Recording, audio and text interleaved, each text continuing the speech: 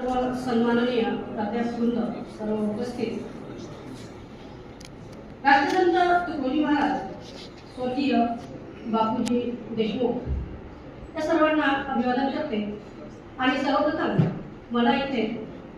माझं मनोगत व्यक्त करण्यासाठी संधी दिली त्याबद्दल धन्यवाद मानते. खरं तर आत्ताच आपल्यासमोर आमचे बंधू हरणकर सर यांनी मनोगत व्यक्त केलं आणि एक आरसा आपल्यासमोर उभा झाला की गेल्या 3 दिवसापासून आपली परिषद जरी 2 दिवसाची असली तरी 3 दिवसापासून आपलं इतकं वास्तव्य आहे, विशेषतः काही लोकांचं,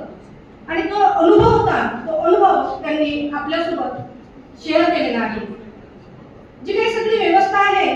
या व्यवस्थेबद्दल, मग ती निवास व्यवस्था असू दे,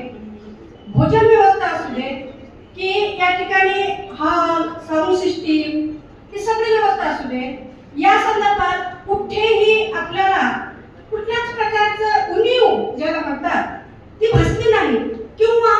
तक्रारीला कुठेच वाव नाही किंवा यापेक्षा अधिक उत्कृष्ट करता आलं असतं असंही म्हणण्याला कुठे जागा नाही. यासाठी जी परिषदचे जे आमचे कार्यकारी सन्माननीय अध्यक्ष असतील, सचिव असतील, आमचे दोन्ही विभागाचे